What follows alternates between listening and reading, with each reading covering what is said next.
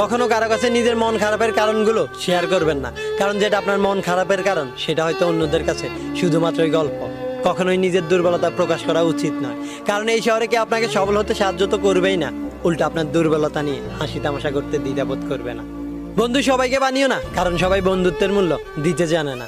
আপনার সাথে সবসময় হাসি খুশি ভাবে চললেই বা মুখে ভালোবাসি বন্ধু কথাটি বললেই সবাইকে বন্ধুত্বের জায়গাটি দিবেন না, কারণ আপনার চারপাশে এমন কিছু বন্ধু নামের বেঈমান আছে যারা নিজের স্বার্থের জন্য আপনাকে ব্যবহার করতেছে। একটু বিপদে পড়লেই এই বেঈমানগুলোর আসল রূপ আপনার সামনে বেশি উঠবে। আর এই বন্ধু নামের বেঈমানগুলো সুসময় আপনার চারপাশে ঘুরঘুর করবে, আর দুঃসময় আপনাকে কলার খোসার মতো ছুঁড়ে ফেলে দেবে। তাই বন্ধু নামের এই বেঈমানগুলোর কাছ থেকে সবসময় দূরে থাকার চেষ্টা করবেন।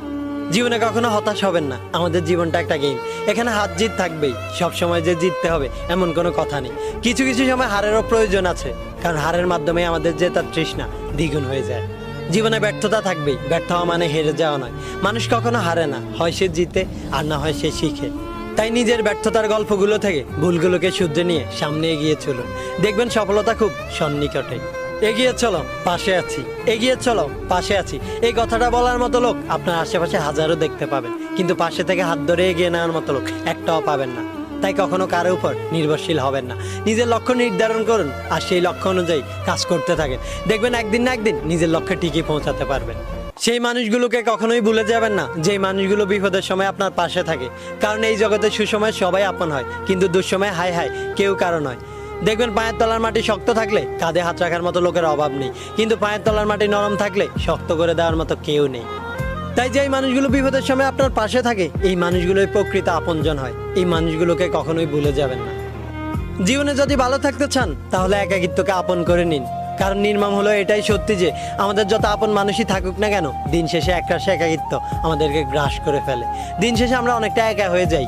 তাই একাকিত্বকে আপন করে নিন, দেখবেন অনেক ভালো থাকবেন। কাউকে নিজের চাইতে বেশি ভালোবাসবেন না, কারণ এই পৃথিবীতে সবাই সত্যিকারের ভালোবাসার মূল্য দিতে জানে না। কাউকে আপন ভেবে নিজের চাইতেও বেশি বিশ্বাস করবেন না, কারণ বিশ্বাসঘাতকগুলো সবসময় আপনই হয়। কাউকে নিজের চাইতে বেশি ভালোবাসার আগে হাজারবার ভেবে দেখবেন, কারণ এই পৃথিবীতে কেউ আপনার ভালোবাসার মূল্য দেবে না।